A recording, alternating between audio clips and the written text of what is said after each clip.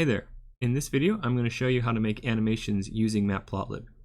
So far we already have numpy and matplotlib.pyplot imported and we're going to use those, but I need to import another thing out of the matplotlib package, and that thing's called funcanimation. And what it does is it's sort of a machine that repeatedly calls a function to redraw some kind of matplotlib plot. So it lives in the animation submodule of matplotlib, so from matplotlib .animation, we're going to import funcanimation. And I'm only typing out the first part of these and then hitting tab and letting it tab complete for me. So from matplotlib.animation, import funcanimation. So it's going to be sort of our, I won't really call it magic, but it's the machine that makes the animations for us. Another piece of making the animations is a big efficiency boost here, which is we don't really want to redraw absolutely everything in our graph because that's kind of expensive, as in it takes a while, like it takes a second to draw a matplotlib plot, and you say a second's not a big deal. It's not a big deal until you want to make 1,000 plots in your animation that has 1,000 frames. Now you have to wait 1,000 seconds, and that's like 20 minutes. So we can boost things tremendously speed-wise if we can modify existing things in a matplotlib plot. Now what I mean by that is you do something like a plot.plot. Right, and you've got stuff in those arguments, it draws a graph. In the back end, matplotlib's running a whole bunch of code, your computer's doing a lot of calculations to create a plot object, a thing that lives in your computer's memory and knows things like what color am I and what line style am I using and where do I draw the data points. And completely recreating all that data structure is what takes a long time. It is a lot faster if you can go to the plot object and say, I just want to change where the data points are. Keep everything else the same line style, same color, just change the data points. And so to make that kind of change, we want to get access to whatever a plot exports or whatever it returns, to use a Python term. Let's just call this thing output and explore what it is. Like, what is the output of a plot.plot? Now, as it happens, I have to put something in here. Plot does not like to be called with no arguments at all. If we look at the documentation here, it's not really that clear, but we have to, at least as a very minimum, have some kind of one-dimensional array. So I can give it an empty list, and it will interpret the empty list as an empty array. And that's sort of the most basic call to plot we could possibly do. And it's going to return whatever it is that plots return and put that in the variable named output. It's also going to try and draw an empty plot for us, which is not something I want to see. So I'm going to follow this up with a call to plot.close, which means don't draw anything. And then I want to print what's the output. Okay, so what is output? The thing that's output is a Python list, you can see the square brackets, of matplotlib line2D objects. Okay, so these things actually returned something. The line2D object is basically the structure that holds the data points. And so we want to modify that structure without having to mess around with anything else that Python has created in the process of calling the plot command. So again, the whole point of this is efficiency. We need to make whatever changes we're going to make really quickly if we're going to do 1,000 of them and make an animation with 1,000 frames in it. Now, since this is a Python list, what we usually want to deal with is the first element, or the 0th element. And so that's this line2D thing. Okay, so just have to remember that it returns a list instead of just returning a single object. Now let's look at what kind of code we have to write to make an animation. We're going to do this in the course of 2 different examples. In the first example, I'm going to make a phase-shifted sine wave. It's going to look a lot like the display.clearOutput that we did in an earlier video, but it's going to be a lot smoother. And the second example is going to be a circle, or a dot traveling around a circle. Okay, so your basic animation code always has the same kind of structure. It's going to start with a call to matplotlib's figure. And so I'm going to create a figure object and I'm going to save it. I'm going to put it in a variable. And I need to do this because the animation code, this funcanimation, needs to know what figure it's animating. So I have to have a copy of that. So that'll be like the first thing I call. And then I have a call that looks something like lines equals plot.plot nothing. Line equals lines 0. So what this is I'm making an empty plot. I can really plot anything at all, but I'm going to change it so it doesn't really matter what it is. I might as well just plot something empty.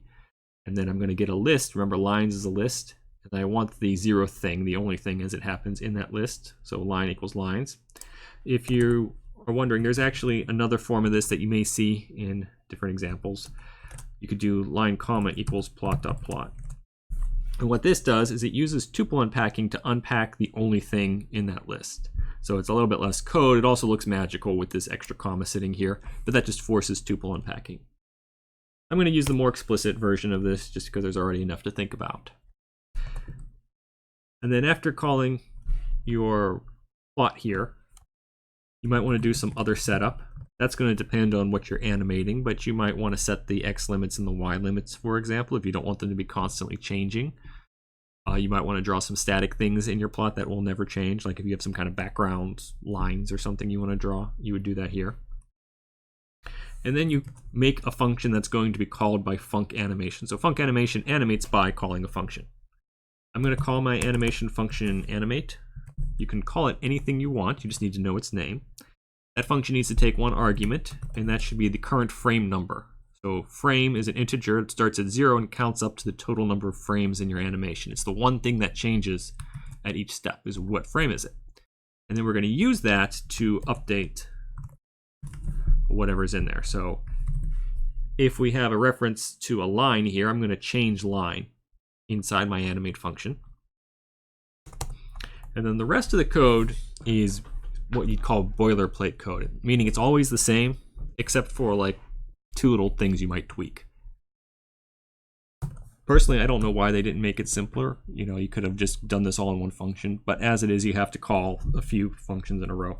So the first thing we're going to do is we're going to create our animated object. And we're going to do that by calling func animation. Func animation, first of all, needs a reference to the figure. And if you're wondering, why don't I just create the figure down here? It's because I want to make sure that this code is created in the same figure. As soon as I call figure, matplotlib starts making a figure for us, and then anything that follows goes into that figure. So this needs to be not necessarily the top thing in your cell, but the first plotting type thing you do is making fig equals plot.figure. Anyway, coming back to the func animation, the next argument is the function you want to call every frame. And so I named my function animate. Whatever you name your function is what you would type for the second argument. Then this argument, the next 2 arguments are optional but important. How many frames do you want in your animation? How long is it going to be? I use 100 for a short animation, and I use 1,000 for a long one. In practice, you don't really want to go much above 1,000 because it just takes a really long time. You can make a 100 frame animation in a few seconds. You can make a 1,000 frame animation in like a minute. And then your final argument that you're going to want to set is interval. This is how much time should pass in between frames, measured in units of milliseconds. So if I said interval equals 0, the animation would be instantly over because it would draw all the frames with no time in between, or at least as quick as your computer could. That wouldn't look very nice. It would be faster than your eye could see, faster than your computer could refresh the screen. It'd be a waste. If you make the number too large, you wait a really long time between each frames and it looks kind of jerky. That can be a nice style. You know, sometimes you might want an interval of 100 milliseconds, 0.1 seconds, if it's a big change step to step. If you want a smooth animation, I found that 20 is a pretty good value.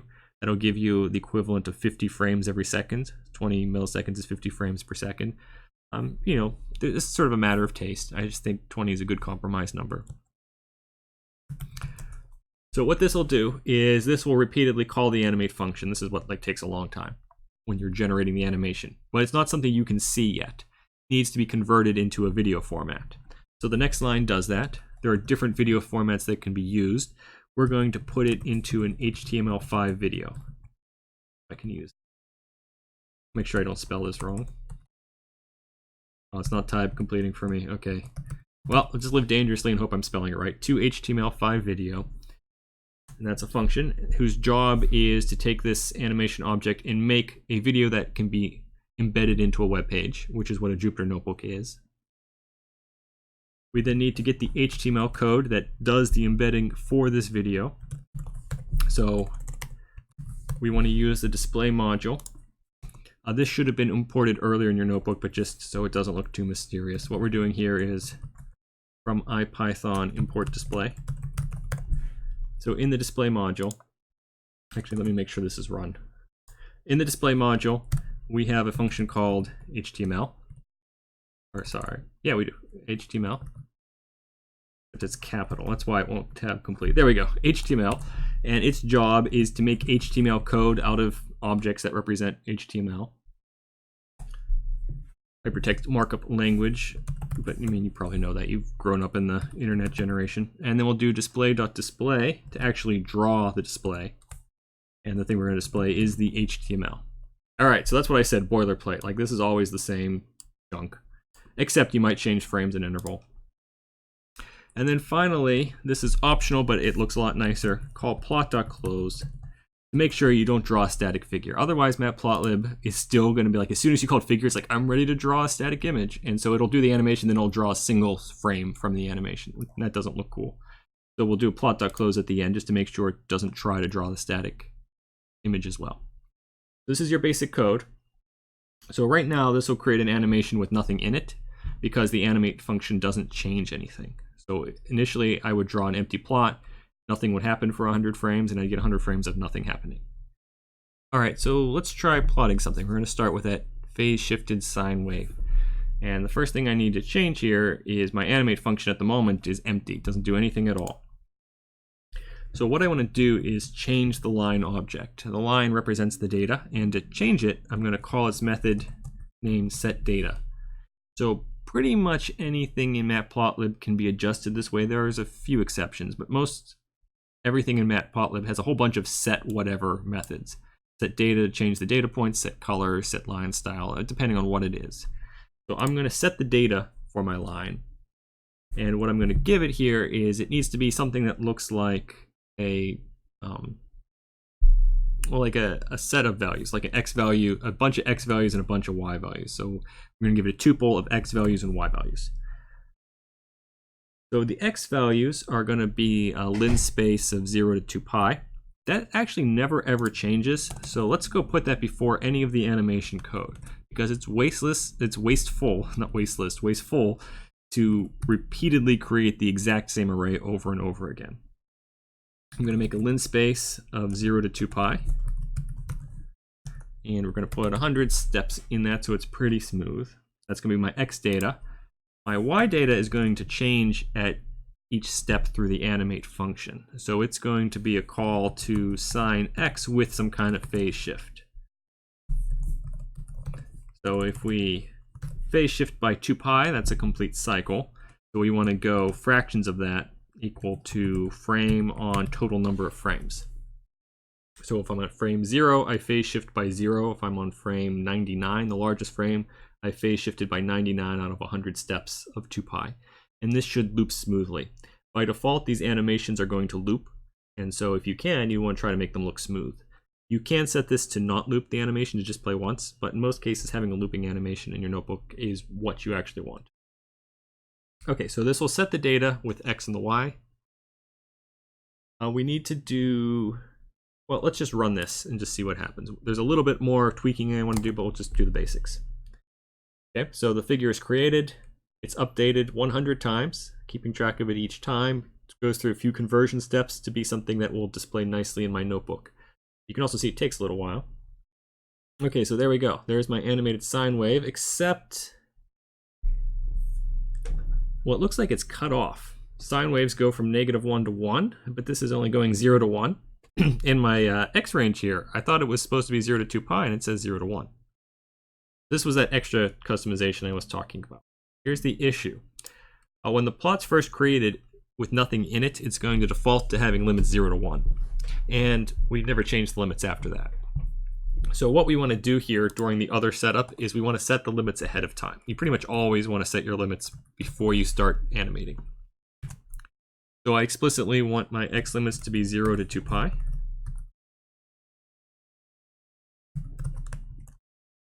And I want my y limits to be -1 to 1. Let's just go a little bit smaller than -1 and a little bit bigger than 1, just so we have a border at the top and the bottom. Now let's rerun the code. So every step's going to have these limits, so we'll be able to see the whole graph this time.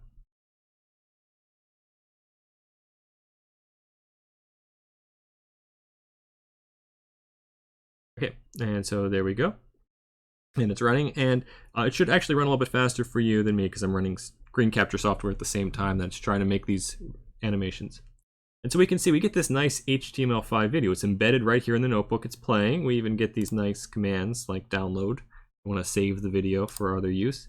And if we save this notebook and reopen it, the animation is still going to be there. It's now part of the notebook. It's saved in the notebook. So it's a really nice result. It did take these few extra lines here to make it HTML and put it in the notebook.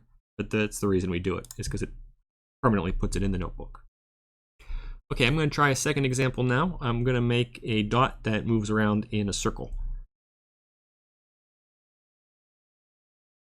Normally, I would recommend that you type out these commands by hand, just so you get a good feel for it. You start to build some muscle memory and think about like what are the steps that I'm doing. I've already done that. I got good muscle memory, so I'm just going to copy and paste because I want to emphasize what needs to change to make a completely different animation. You'll see here I did throw away my array of x values because I'm not going to use that. Other things I'm going to change here is the limits. Let's do a circle going around radius 1. So let's make this negative, let's say like 1.5 should give us some nice spacing. Negative 1.5 to 1.5. Negative 1.5 to 1.5. I also should set some scaling here so that my circle's not squished. So I'm going to do plot.axis scaled. I call the scaled command before I set the x and y limits because the scaled command auto sets the limits. And so if I called it after setting x lim and y lim, then the things I set would be forgotten. It would reset them to 0, 1. So I call scaled first and then set the numbers for the x and y limits. This command right here is great because it's the line thing I'm going to change. I don't want a solid connected line though. I'd like a different type of line style. I'm going to do an O, which stands for draw a single big dot, or a bunch of big dots, but in this case a single big dot. And then up here in my animate function, I want to change what x and y are. And this is actually getting kind of sluggish, so I'm going to pause the animation. Hopefully that'll let things run a little bit better on my end. Okay, so we got here x is going to be equal to a cosine and y will be equal to a sine. That's going to give us that sort of circle, the circular animation, and we're going to make it, let's go frame on 100 times 2 pi. Just kind of doing this off the cuff, but I think that's going to give me a circle.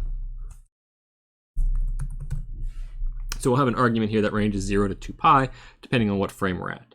We'll do 100 frames, interval of 20, that's all fine. I think this should be what it takes to make our circle. If not, we'll see what it looks like after I animate.